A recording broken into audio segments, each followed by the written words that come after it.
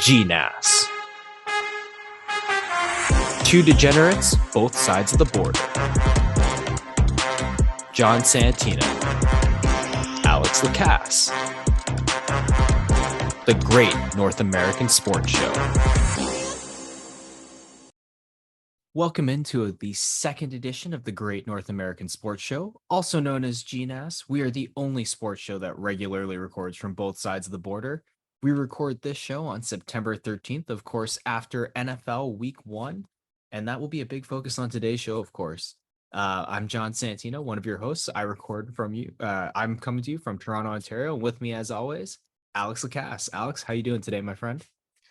It's state primary day here down in the Shire, John, and I had a brief career in politics and quick civics lesson for about New Hampshire for our viewers and listeners, because I know people come for the sports, John, but they really stay for the for the knowledge that we impart everyone with.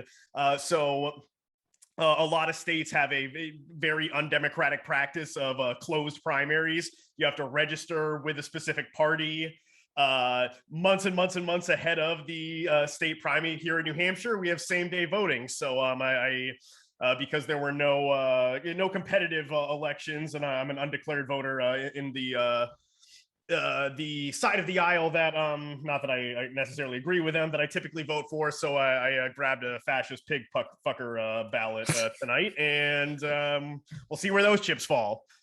Anyways, I digress because we have an amazing show. But before we begin, just remember to follow, like, and subscribe. And you just got to hit that bell here on YouTube so you never miss an episode of GNAS. And be sure to follow us on Twitter at the GNAS. And if you really love us, why don't you consider supporting the show by finding us on our Patreon? So on today's show, we'll look back on week 1 of the National Football League. And John, the return of the NFL also marks the debut of what will soon be one of our favorite segments, Bad Football. So there was lots of it. John's going to take us to the other side of the pond. And because he's not just mourning the death of Queen Elizabeth at 92, he's mourning his beloved Liverpool FC these last couple of weeks because they've had a slow start in the Premier League.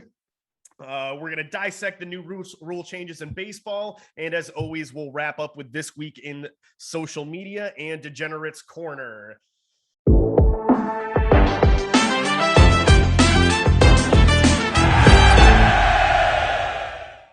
So, John, we're 1 week into the NFL season. What were your big takeaways? Well, first off, I just want to say, I wonder who leaked Lamar Jackson's contract status right before kickoff. Suspicious, isn't it, Alex? Well, I mean, maybe if he had an agent to handle some of these negotiations, that would have been kept under wraps, maybe for a little better time to have that discussion in the public domain. Oh, absolutely. But Lamar Jackson, one of the most talented quarterbacks in football. But we'll jump on to what actually happened on the gridiron, not just what's happening off of it. The first thing to notice, of course, the game that got us kicked off the season, Bills versus Rams. The Bills, man, dominating.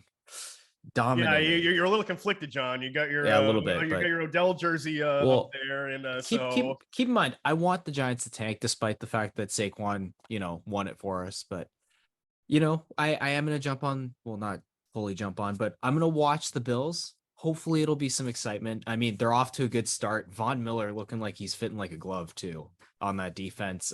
Gabe Davis, wow, what a game for him. Just all around, just a very impressive showing by the Bills. Alex, what they say about Bills Mafia, John? It's blood in, blood out. So you need to light yourself on fire and jump through a table that was that's the most with Miller Lite, and hopefully the beer will extinguish you. That's the most disappointing part about the season is if I go to watch the Bills, I can't suplex someone through a table or watch someone have sex in the parking lot, unfortunately. But I mean, Bills Mafia had a good time. Alex, other notes around the league, though. How about Aaron Rodgers having a rough time with his rookie receivers and Christian Watson, including the drop of the weekend on the first play of the game? Oh, yes. Yeah, that was definitely the drop of the weekend. And you feel bad for the guy, but I mean, who could have predicted Aaron Rodgers would be pouty and not show up for an opening season game against the Vikings? Well, they started awful last year. Let's just throw that out there Credit to first. Kirk Cousins. To be fair, you can't credit this as a win for Kirk Cousins against a winning team because the Packers were 0-0 on the season. So Kirk Cousins still a loser. Well, I mean, Aaron Rodgers though does have reason to complain. The defense was supposed to be lights out. It felt like Justin Jefferson was wide open the entire I didn't realize they didn't game. keep Zadarius Smith, and Zadarius Smith was in his football pants for most of the game. Yeah, Zadarius Smith revenge game, by the way. Absolutely ridiculous. And then, I mean, Aaron Rodgers definitely reason to complain. Devontae Adams himself, I mean, 10 catches, 141 yards, a touchdown. Rodgers receiving core, obviously the obvious drop by Christian Watson on the first play of the game. 13 catches, though, and 123 total yards for Aaron Rodgers receivers, Alex. Yes. Let me back up. I think the problem here with the Packers, Aaron Rodgers is a very, very entitled player, and oh, no one's doubting that. So when Aaron Rodgers, after all this drama, like demanding a trade, he makes good with the Packers and comes back. They agree to a contract extension. Then the Packers really had Rodgers had no leverage over the Packers in demanding that they re-sign his top receiver. Certainly for the functionality of the offense, you'd think that they would have made every effort to retain him. But I think Devontae Adams just got sick of his bullshit. I don't know if it was necessarily the bullshit entirely on Aaron Rodgers, though. I mean, he did kind of end up going close to home to a degree. So I don't want to explore what we don't know. But at the same time, there's always been a little bit of contention between the Packers stars and, of course, their front office. The Packers have always seemed reluctant, specifically on the offensive side of the ball, to make additions. And I could see how that would drive you a little bit crazy if you play on the offensive side. But like I was saying, this year their defense was supposed to make up that difference, though. I think to say that, though, that means that whatever we think Aaron Rodgers is, he's just, when we look back at what his career was, then we can't put him in that upper echelon of elite quarterbacks. He's Alex, not a Tom Brady. He's not a John Montana. Okay. He's not Tom Brady. He's still one of the top 5 quarterbacks in the game. He's an elite thrower. We know this. Yes, I do think elite quarterbacks make their offensive they make their offensive weapons better. I mean, Tom Brady won 3 Super Bowls throwing to Troy Brown, David Givens, and David Patton. So Alex, until Devontae Adams became Devontae Adams, he was just a not that he was a second round pick. So he wasn't the highest of highest rated of prospects per se, but Aaron Rodgers turned him into what he is today. We can't not give him credit. We've seen other receivers that he's had in the past, like Greg Jennings, like Javon Walker. Trying to think of Donald Driver is another one who was a longtime Packer, also back from the Brett Favre era. But point being with Aaron Rodgers, I think he's an elite player, but I do agree with you. I think a second Super Bowl would really cement Aaron Rodgers' legacy. I think he's not going to get there, though, if he's on a contentious page with his front office, because he needs the front office to be on the same page as him, whether he's calling the shots of the players, which I don't really agree that he should have that power, but sure, or someone's actually making that decision. But I just think he's lost too many playoff games that his teams were better than in years that he won MVP awards. And so, I mean, he's a stat patter, and that's okay. Some people just play for stats. I think he's playing for a win, Alex, too. We're not giving him enough credit for that, but I get the argument. I get the argument. Like I was saying, I think a second Super Bowl would work wonders for him, as it has for a lot of high-end elite quarterbacks on their, not necessarily that they weren't going to be Hall of Famers before, but it's definitely put them over the top in terms of their status and like where they stand in the game. A good example of that would be Eli Manning. And I mean, obviously a little bit different, him being a little bit more subpar when it comes to the statistics. I'd argue that Eli Manning made his receivers, he did more with less than Aaron Rodgers has. But that's what I was about to say, is the second Super Bowl gives you that credibility. Yeah. Alex, let's move on, though, because I think that's enough about one bitchy quarterback. So let's move on to another. From one overrated quarterback to another. Kyler Murray in the Cardinals, not ready to play, it turns out. That was if you were trying to make people believe that study clause was bullshit, you were doing a horrible job, Kyler. That was an awful display. I mean, I get DeAndre Hopkins is out for 6 weeks, But dude, come on. I will say this, Alex. I'm super excited for that Hard Knocks series now. Yes. Yeah, next season, Arizona Cardinals. It's going to be Like, like watching the car crash in slow motion. so I think we got to give the Chiefs some credit here. That defense looked pretty good to hold Kyler Murray to just a touchdown.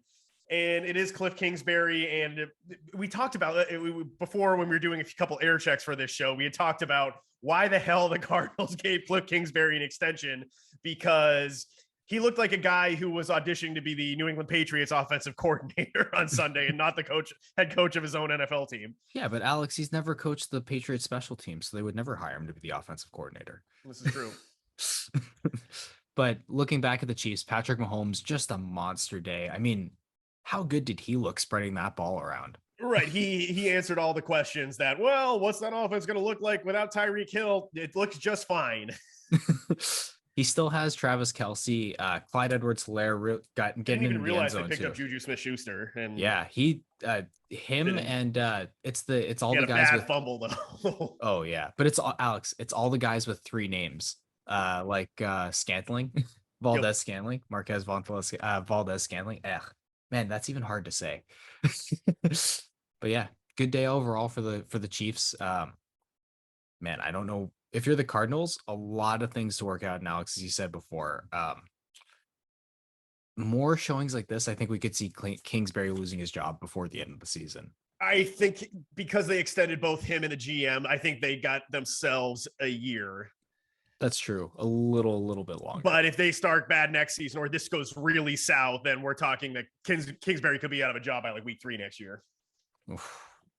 Alex, there was I don't want to say a scary moment, but Mac Jones, we'll talk about another quarterback, I guess. Mac Jones left the game a little bit early for the Patriots as they lost the Dolphins. How'd you feel about the Patriots showing in week 1? No, it was abysmal. I mean, I think a lot of what we're seeing with the Patriots, if they were dead set on moving on from Tom Brady, which is dumb, but if they were dead set on doing it, there was a right way to go about doing it and a wrong way. And Bill Belichick, I don't know what, like, he went from having the best quarterback who's played in the modern history of the game, and you'd think at any point along the way he just would have had a slight inclination, like, I don't think we would have won at such a high level if it wasn't for my quarterback. But nope, he thinks that the game is still in 1983.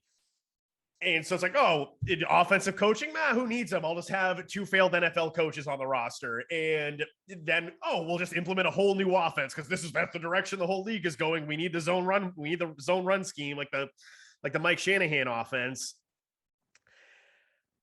But they looked like crap all preseason. All the observers who are down at training camp every day said the team was unrecognizable. And for us here in New England, we're going to take it on the chin for a long time if it keeps up like this. I know he was injured, but I thought it was it basically hit your prediction from last show spot on, where you're like, I think we're going to find out a lot about this team and none of it's going to be good. And yeah, I think, and from Bill Belichick's perspective, I think if he's sold on this idea that you can win with an average guy, well, I mean, to a degree you can, but I mean, he's like sold on winning, I'd say, with compartmentalization, kind of as you described in the 1990s. I think the Patriots might need to consider moving on from him. And that's only if he's stuck on the idea, because you look at a lot of the other situations where teams move on from an elite QB, it's all about either tanking or looking to lure in another elite QB via free agency. And we've seen it a ton of times, even just, I mean, specifically a lot with the Denver Broncos, who we'll talk about a bit later. Cam Newton was elite in 2015. Well, Alex, he was a bargain bin guy. That's why it's like Bill's. Right, there was a reason why Cam Newton was the only unsigned the free agent quarterback in 2020 or going into 2020. And yeah, he was clearly cooked, which sucks because I wanted to work with Cam. But I think you're right about Belichick in that if we're just going to hire retread head coaches who got fired and give them ambiguous titles so we don't have to pay them commensurate with what an actual... Who calls the plays? It's Matt Patricia, which At least Joe Judge coached the receivers for one season, and I think he was a college quarterback, but at a forgettable. I think he was at Mississippi State back in the day. So I give Belichick really one more year at this, but if it's going to keep looking like this, because they had Josh McDaniels in house, and if nothing else, he can coach offensive football. So And if you have this is what bad football teams do. They bring in this rookie quarterback. He looks like he shows some promise, and then they just completely throw the offensive coaching staff by the side of the road who he has success with. Like, they could have demanded, they said, all right, McDaniels, you want to go, but you can't take anyone with you. Like, they could have played hardball like that, but no, like, no, fine. So this is, how to ruin your second year quarterback 101 stuff. And it reminds me of what the 49ers did with Alex Smith all those years ago. And it was just a parade of offensive coordinators for him, and they never got on track. And it took him until Jim Harbaugh came to town, 6 years into his career before it's like, oh, this guy actually is an NFL quarterback. And speaking of like kind of that whole putting your second year QB through the fire too, already injured as well through game one, which not always the best. Two offensive linemen who are total dogs. But Alex, we're going to jump to a quick break, and then we will get into, well, I think what will become our favorite segment of the football season, bad football. All right. So it's bad football. This is where John and I, we had a few expositions of it this weekend. Yeah, we'll pick through a couple games, and just whether it's idiot head coaching, bad throws, there's a lot to dissect in an NFL game. And I think the one beauty of the sport is that you can really, there's like always two or three decisions where, especially with the coaching acumen in today's day and age, two or three. We have a few games here with a bunch, but yes, and we'll get to that. Like, certainly, like, this is not our father's NFL. When you had just like, Titan coaches marching up and down that sideline, in the 80s, you had Mike Ditka, Joe Gibbs, Bill Parcells, Bill Walsh, Tom Coughlin, Ryan, real football, blue-blooded men who were great leaders of their teams. And on any given Sunday, but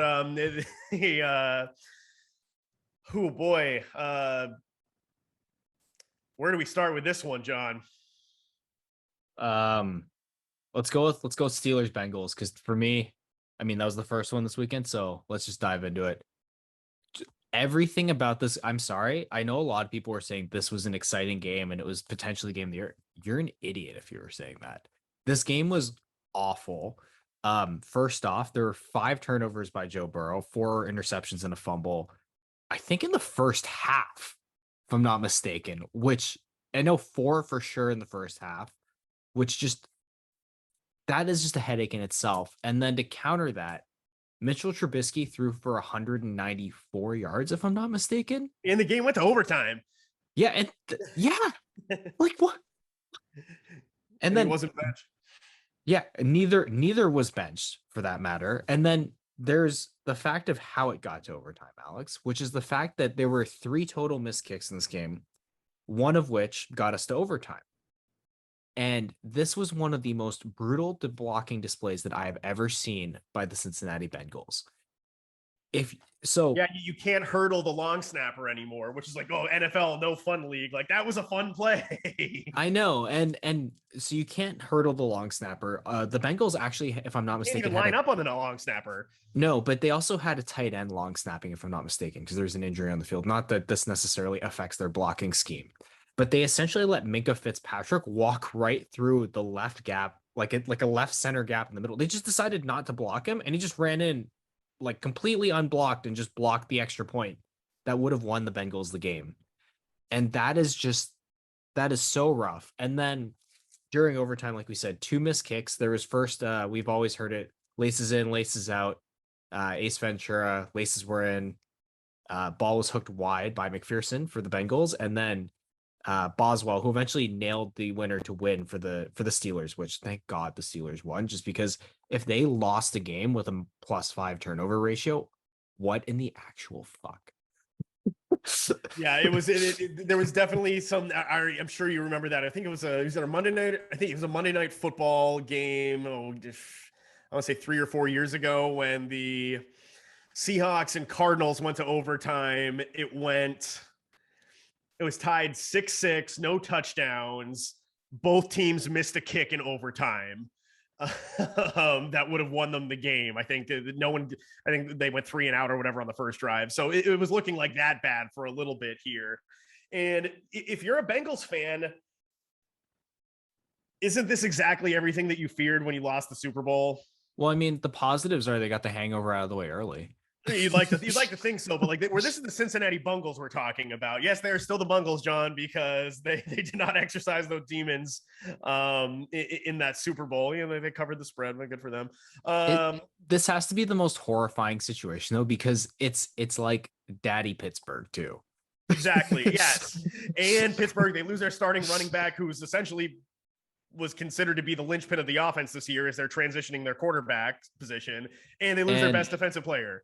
Yep. TJ Watt torn pectoral. By the way, some superhuman he is. They're announcing he might be back in October from that. Well, maybe he found that deer antler spray that Ray Lewis found. Well, of course, we can't underestimate the fact that HGH is legal in the NFL. So, I mean, gotta love it, right? And Alex, we had one other exposition of really just awful football. It was the return of Russell Wilson to the Seattle Seahawks. Well, yep. I don't know if it was the return per se, but anyway. Yeah, so it looked like it was going to be a competitive game. You know, in a halftime, 17-13. Like, I mean, it was competitive for all the wrong reasons. You know, you're the Broncos. You've been out in the quarterback wilderness since Peyton Manning retired. In the last year, he was throwing a bucket of paint for when he was dropping back. So you finally get a franchise quarterback. Russell Wilson gets his homecoming, gets to stick his ass in the 12 fans' face. And he only puts up 16 points. You know, Nathaniel Hackett, he was brought in because Vic Fangio couldn't coach offense. Well, this guy, the Broncos get three opportunities from the goal line to score, only walk away with 3 points because we got to go for it on every fourth down. I'm Brandon Staley. So I think if Nathaniel Hackett's hell bent on out Brandon Staley, I think this could get ugly in Denver because I'm not as much of a star bleeper for Russell Wilson like a lot of people are, John. It was a bit of it was a rough showing, and I think I'm just gonna pull him up right now. But Javonte Davis's stat line kind of said it all. The quarterback. Excuse me, not Javonte Davis, Javonte Williams. Excuse me. But sorry, Alex, continue. No, I was going to say, can we also talk about how the quarterback the Broncos traded for Russell Wilson couldn't beat out Geno Smith to start week 1, and that is Drew Lock. I mean, Geno Smith, shout out to Geno Smith. It was his first week 1 start since he was with the Jets. Yeah, which is just on the broadcast. That's wild. But yeah, Javonte Williams, by the way, Russell Wilson's #1 receiver in the game, 11 catches for 65 yards. Yeah. That was his #1 target. So it was not a good Seahawks aren't good at covering running backs out of the backfield. And so but still, Alex, 11 catches for 65 yards. Like that's not a lot of moving the ball down the field. That's a lot of dipping and dunking. Oh, I know, absolutely. Yeah, a lot of dipping and dunking. But he got them onto the goal line 3 times. Like they were his opportunity to score. Like the Broncos should have won that game. It's just the Broncos. I can't. I'm trying to I'm an NFL. Just put points on the board. You're trying to win the game, and you're a rookie NFL head coach going into one of the hardest home field environments to play in Seattle. Whether or not they suck, and they're probably gonna suck. Just put points on the board. The Chargers would have been in the playoffs last year if Brandon Staley decided to kick a field goal. It's maddening. Like, you get stuffed once. Like, learn your lesson. Take the points. I know what they could have used as well if they were really going to go for it is one of the other players they traded for Russell Wilson, Noah Fant.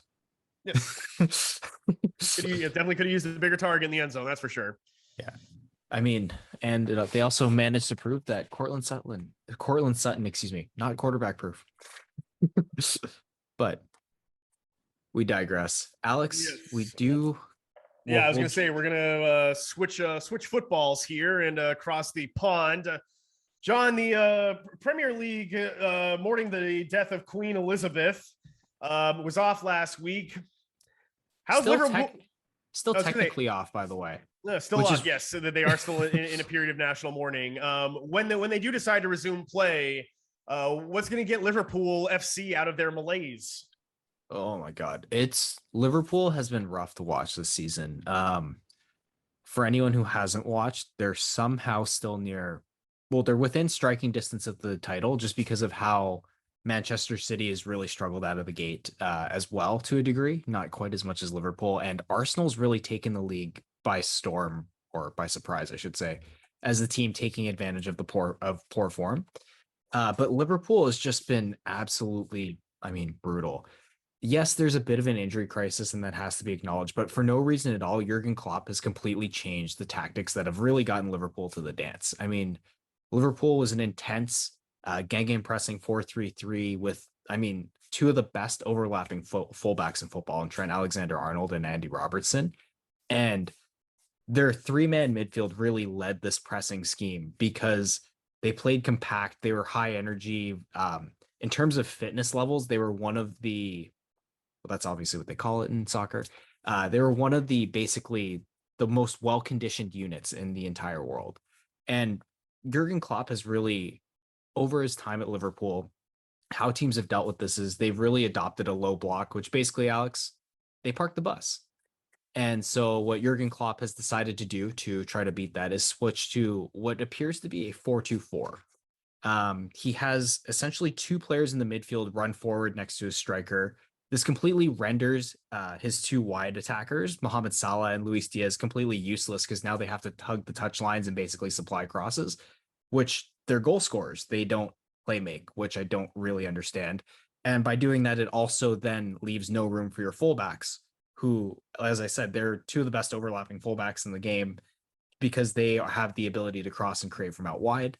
They now have to pull in, and essentially everyone, because of this, ends up in something that's reminiscent of Arsenal a few seasons ago and what was called the U of Death, where they essentially had nobody in the box and just possessed the ball really above low blocks. Didn't really, they had a lot of possession, but they didn't really create enough. And Liverpool's kind of stuck in this form. And Jurgen Klopp has even gone as far as to say that, they need to reinvent themselves. I mean, personally, I think they just need to go back to what they did and get Mohamed Salah and Luis Diaz a little bit closer to goal, interplaying with their new signing, Darwin Nunez. And And why do you think they did change up their form this year? like I was saying, the biggest thing that Liverpool's faced as they progressed is teams in the low block. So teams like to basically sit back. They even sit back. Sometimes it feels like all 10 outfield players as close to the goal as possible, and essentially try to suffocate space from Liverpool's attacking third of the field. And like I said, Jurgen Klopp, his way around that is he's tried to just basically put as many attackers on the field as possible. It's resulted in this kind of 4-2-4 formation, which has really unbalanced the side. And I mean, it's not enjoyable to watch either. And that is the biggest problem. And I mean, I kind of, if he keeps managing this way, I mean, I could see FSG putting a countdown on him. I'd like to think Klopp's earned enough respect, but Alex, this is where I was going to refer to you, my man. You as our resident Boston fan. I mean, FSG and manager patience or coach patience. Does that really sound like something that goes hand in hand? So it's really a mixed bag when we look at the Red Sox experience, and I wouldn't be able to draw parallels between a manager's responsibilities in baseball versus soccer. And So one thing I will say, Alex, about that is in soccer, there is far more tactical requirement on the manager. So like the manager basically decides how the team's going to set up, how they're going to defend, how they're going to attack. So that aspect of it, the tactical aspect that a baseball manager would have, basically, or excuse me, would not have, doesn't apply, but what does apply is the man management. Right. Yeah. How the team approaches their manager. And Exactly. so before we dive into this discussion, I'll ask you really quickly, do you think it's because there was some, I guess, what's the word I'm looking for? There was some uncertainty as to who Liverpool was going to bring back, whether they were going to bring back Mo Salah, this institution on the team, and some of the other guys that he had played with. Do you think it's a matter of the team FSG hasn't given Liverpool the right resources to make this form work, or is it that this just doesn't work, or excuse me, Klopp isn't able to coach this kind of form to find the solutions to some of the problems that you laid out? It's a bit of a combination of both. So Liverpool doesn't have the personnel to pull off a 4-2-4. And at the same time, although FSG did dive into the transfer market, they actually purchased Darwin Núñez, who's, I believe, the largest, he's the most expensive signing in the history of Liverpool. New striker. He actually got a red card in his second game, which is why we haven't seen too much of him. But they also bought Calvin Ramsey, who's a young right back to basically back up Trent Alexander-Arnold. And they brought in Arthur Melo as well, who's a midfielder on loan. Like these moves, they're solid moves, but to your point, they're lacking depth. And Liverpool entered this season really with a lot of bodies on the roster, but a number of these players were either over 30 or had known injury issues. Players like Jordan Henderson, James Milner, Thiago Alcantara, Naby Keita, Alex Oxlade-Chamberlain. Also, if you're counting, those are all midfielders. So you can tell where all the injury problems are really taking place. But they really went into the season with all these guys with the assumption that if we can get, say, 20 games out of all of them, that's enough to make it through this season. And it really isn't, because these guys are just breaking down left and right. And like I was saying, Father Time is undefeated. Mm-hmm. And so it's a bit of a combination of both. Like Jurgen Klopp has really switched to this offensive tactic to break down these low blocks with really, I mean, like I was saying, like there's no reason for it because it's not like Liverpool hasn't been successful.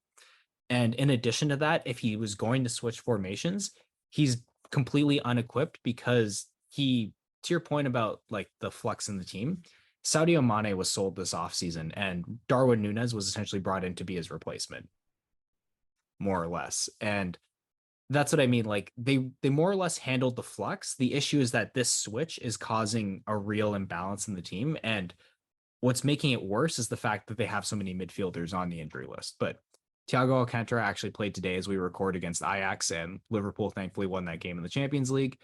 Also kind of like, why is Champions League going on, but not English Premier League? But that's a whole nother argument. Alex, let's move on to some big league chews. We had some big league news actually this week. Well, yes, I mean, we do as they're playing, but I mean like something affecting next season. This is some hot news, and this is what people have been asking for the whole time. We have 4 really big rule changes, John, and I mean the biggest and most important one's the pitch clock. Baseball needed a pitch clock, and I'm just glad it's here for first and foremost. I mean, this one I do agree with you. Baseball definitely needed a pitch clock. I have a feeling this is going to be the one that the players complained about the most. Oh, of course it is. Pitchers specifically, and the fact that they can, I think it's limited to 2 pickoff attempts per at bat. And batters have to be in the box, ready to go with at least 8 seconds on the clock. So there is a batting component to it too. Oh, good. So yeah, a lot of constraints now on pitchers. Those would be the 2, like I was saying, limited pickoff attempts and a pitch clock, which I'm so excited to see, like when Garrett Cole fights a batter who like refuses to get into the box or something like that. Right. And so that's on the umpire to say, all right, that's strike 1. You didn't get your ass in the box. So wait, so they can actually charge the umpires really have to flex their muscles to make this work, or else it's just going to be a debacle. Just to confirm, it's a strike penalty if they do not abide. Yes, it is a strike penalty, or it's supposed to be. Technically, technically, if you're not in the box, the umpire can't assess you a strike now. It just never happens. Yeah. No, that's what I mean. Like, so now it's like a firm, like, okay, it's time limit if not strike. But yeah. Yes.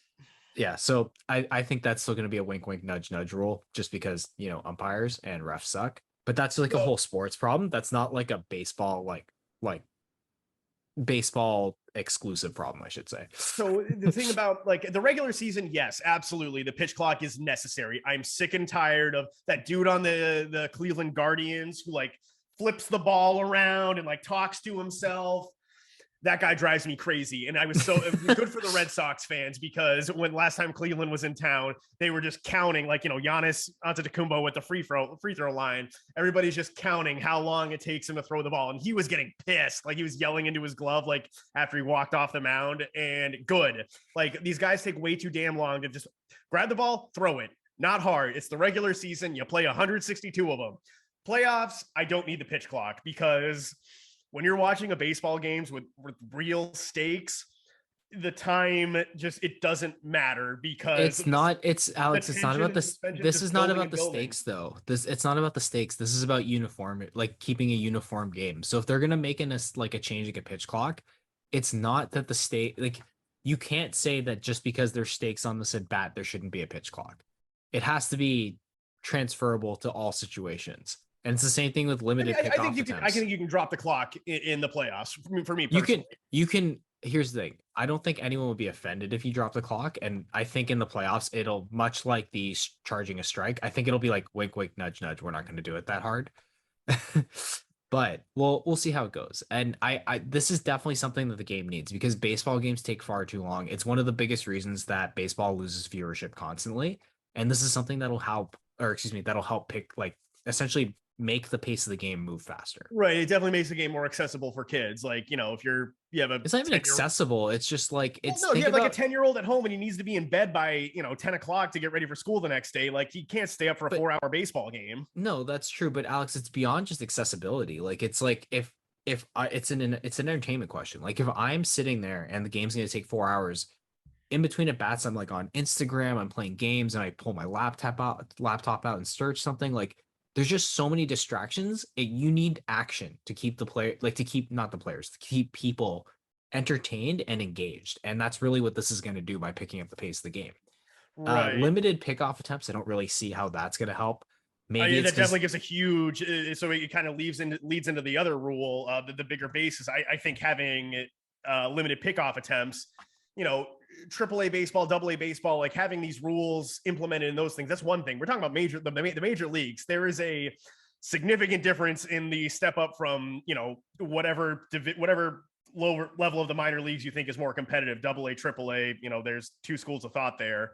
But, like, one school is that you keep your best prospects in AA, but obviously a lot of your 40-man roster and their taxi squad guys are on your AAA roster. So some guys have more major league pedigree in AAA, but maybe the player overall talent is better at AA. I don't know. Anyways, but so, like, it's one thing to implement those rules in the minor leagues, but like in Major League Baseball, you have, the fastest, pick the fastest guy in the game right now. And I don't even know. We have Billy Hamilton. He's on base. He's pinch running. Billy Hamilton knows, like, all right, you're going to throw over here twice. I'm going to go and get a monster lead and just take off. And you got me a bigger base that, that lessens, it's only a matter of inches, but it's a game of inches, right? So it's like, well, that I was about to say, it's about, I think if I'm not mistaken, it's 4 inches on the path. And that's basically the difference between you. Like, if you're stealing a base, that's the difference between you being out. Dave Roberts might have been out if exactly. Yeah, if he had 4 less inches, yeah. And but that's what I'm trying to say is, like, it's literally the difference between you being safe or out. And that's really what this is, the bigger bases is entailing. And that's definitely something that's going to affect the game, especially if you have speedsters. I think this is more entailed to get steals back in. Oh, absolutely. And so, like, but I don't think they needed bigger bases to do that. Like, these are the same bases. This is the same. Well, no, but feet. It's the same 90 feet. Ricky Henderson. It's the same 90 feet. Lou Brock was stealing. Alex, that's true, but the bigger bases are more just to entice players to do it. The one that's really going to get them to steal more is the limited pickoff attempts. Yeah. And then, of course, the biggest rule that I think we can just dive into quickly, because, I mean, the ban of the shift. Yeah, so the rule is you have to have the 4 infielders. There needs to be 2 on each side of second base, and you have to keep all their feet have to be touching the infield dirt when the pitcher goes into the windup. And I guess I'm a little mixed on this one, John, and it's only because, like, the data is the data, and we know that the shift works, and it works really freaking well, and that's why batting average has been plummeting for the last 10 years. That said, I think there was a healthy middle ground between a complete ban on the shift and, having, moving the infield on freaking every pitch. The rule that I would have come up with is make these stupid managers who have their, noses in the 3-ring binder that the baseball nerds gave them, make them get off their ass and make a real in-game call. You apply the shift for one batter per inning even, or like maybe even a limited amount of times per game. You get to pick the batter per inning and use it, based on whatever the situation dictates. And if you get burned by it, well, that was your call. You blew it. Or if it works for you, great, you're a genius. So I think there was a middle ground here, and it just seems like it seems stupid to have a rule to make the game save itself from itself, I agree with that to a degree, but this all goes back to like what we are saying about entertainment and action. Like all these rules are, the idea is they want to get more in play situations and get away from the game of ultimate outcomes. And that's really what this is, because if you think about it logically, like, yeah, I agree with you. There could have been a better middle ground where you can use the shift once and like actually use some analytics in terms of your management style. But the fact of the matter is, that's not what we're prioritizing as strategy with this one, Alex. We're prioritizing fucking action. But that's the thing, is like they just want to get away from the 4 outcomes. I totally get it. I don't know if banning the shift is necessarily the best way to do. Well, I mean, it is if you look at the numbers, but like I want to say that like there's a more interesting way to get the types of situations that will get fans at the edge of their seat into the game. And it's not just say like an intense playoff situation or just doing something as simple as banning the shift. Like I want to think like naturally that like these athletes will start doing things that'll just make us pop. But I totally get where it comes from. And yeah, like for now I'm cool with it, but we'll see how this goes once the season gets started, because we could see games go like, part of what we said is we do want games to be shorter, right? Well, the shift also assists with making games shorter because you get people out faster. Right. So, and that brings back, we're going to see a revitalization of, shiftier athletic, middle infielders. And that's probably a good thing.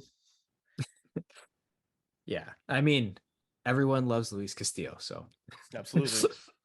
it'll be good to see guys like that back in the game for sure. But yeah, I'm getting a little sick of like the 250-pound lumbering shortstop. second baseman. Yeah, lumbering second baseman who's like standing in right field, in shallow right field. I will say this though, watching Pittsburgh Pirates 6'7" shortstop O'Neal Cruz is pretty dope.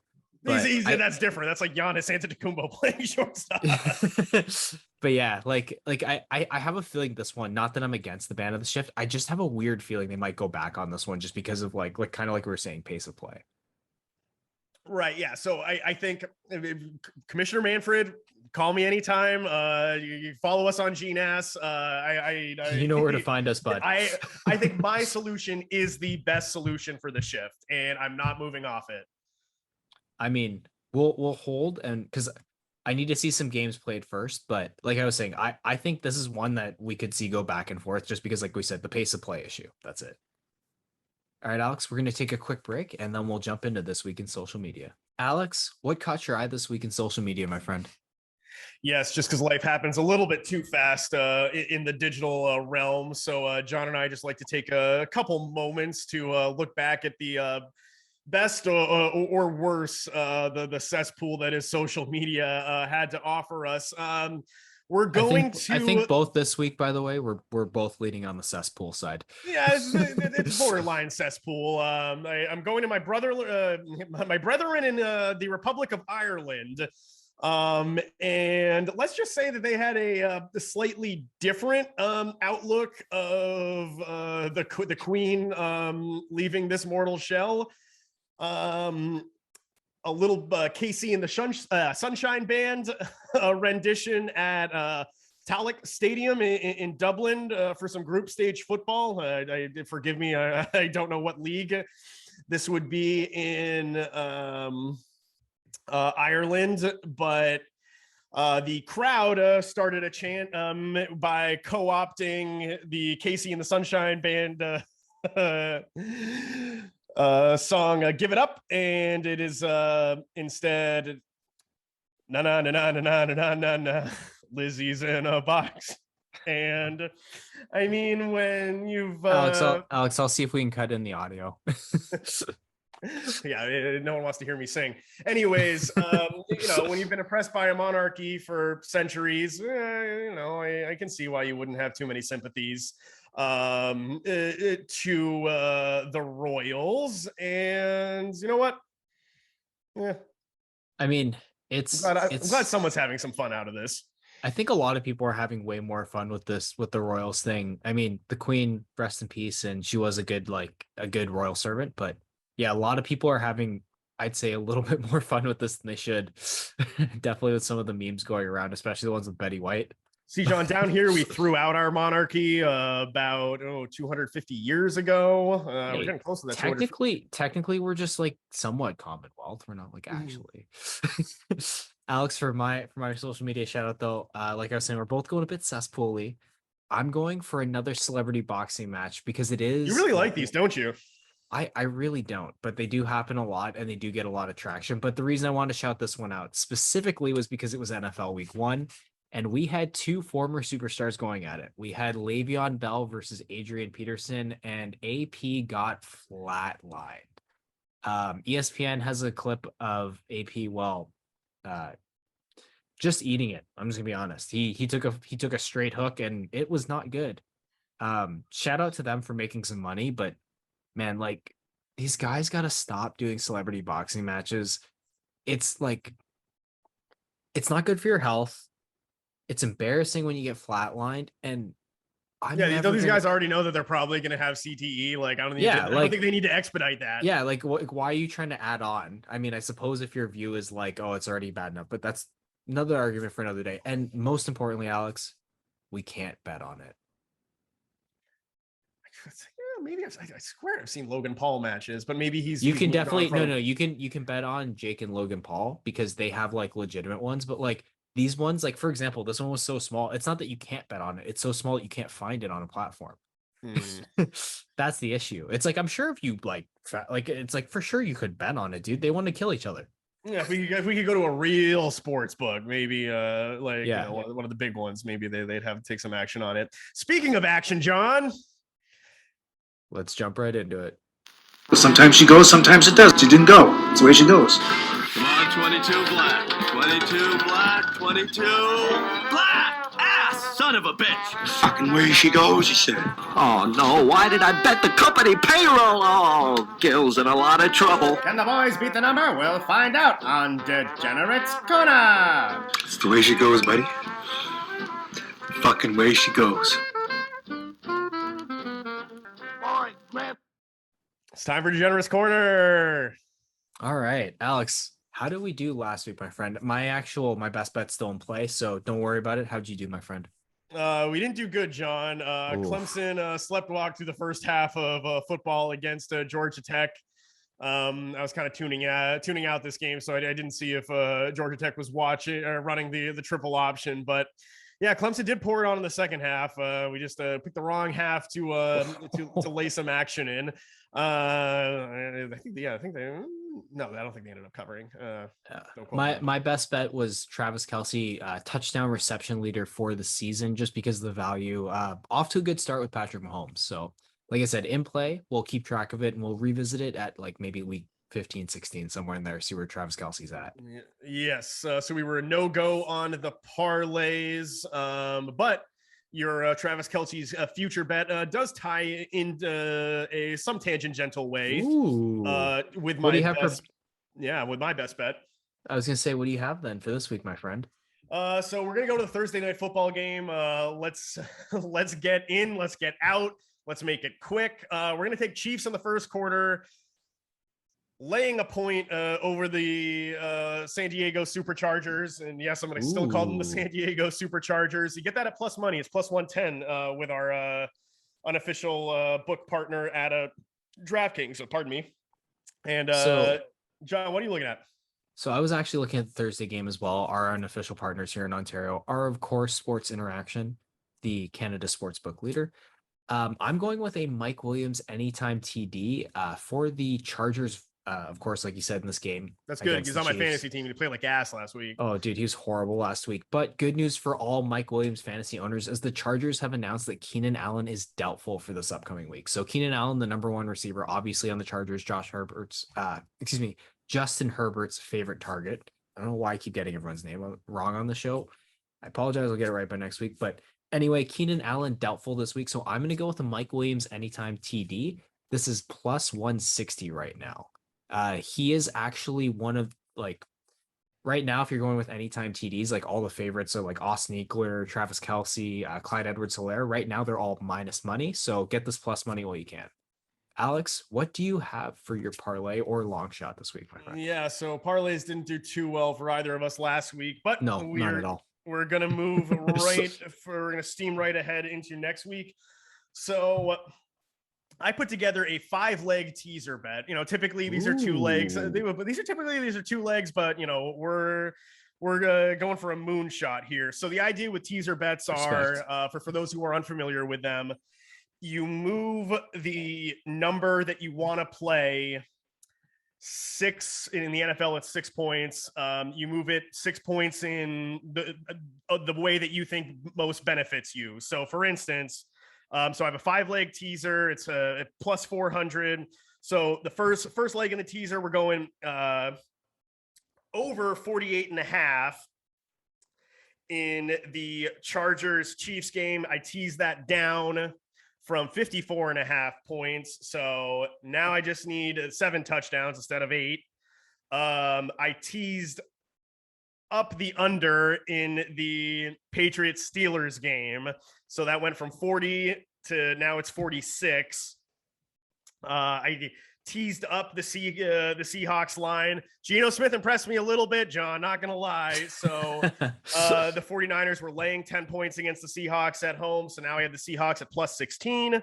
I teased the Raiders line down against the Cardinals to a pick 'em. I think Raiders at home, maybe the Raiders, they showed a little bit in the second half. Again, they showed more than the Cardinals did. The Raiders against the Chargers and the Cardinals against the Chiefs. So give me the Raiders at home and a pick 'em. That's teased down from it was Raiders minus 6. And now then I teased the Bengals down. They were laying 8.5 points on the road. We're going to get them at minus 2.5 against the Cowboys, and the Cowboys without their starting quarterback. So might be another long week down in a Big D. But of course, we're going to get the Cowboys on national TV because they played the league runner-up this year. Which get the Cowboys off my television, please, John. Alex, it's America's team. Damn it. Yeah, they haven't been America's team. They haven't been America's team since the Clinton administration, John. I hate to inform you. Alex, don't worry about it because so what's your long shot? We'll jump to my parlay. I'm going to go with a bit of more traditional parlay for the folks listening. We're going to bet on, the theme for this week will be road dogs, as we're going to go with Real Madrid visiting RBZ Leipzig. We're going to bet for them to win on the money line September. Of course, this game taking place September 14th, match day 2 for the Champions League. Juve to win versus Benfica. Of course, also taking place on September 14th. Chiefs on the money line and against the Chargers this Thursday, and Panthers on the money line this Sunday versus the Giants. This gives you a total odd of plus 983. So that will be our parlay this week, my friend. At least from here north of the border. All right, excellent, John. Well, may the odds be in your favor. As to you, Alex. Thank you. And just on behalf of John and myself, we just like to thank you for listening to the second edition of GNAS. Be sure to follow us on Twitter at the GNAS, and you can like and subscribe us on whatever platform you get your podcasts on. And if you can also be so kind, please rate and review us. It helps other people find the show. And if you love us, because who doesn't love John and myself, you can please donate to GNAS, the podcast, on Patreon to help us bring the Great North American Sports Show to all the corners of this fine continent and the whole world. Any parting thoughts for the people, John? Like, subscribe, and hit the bell. Thanks, everyone. I second that.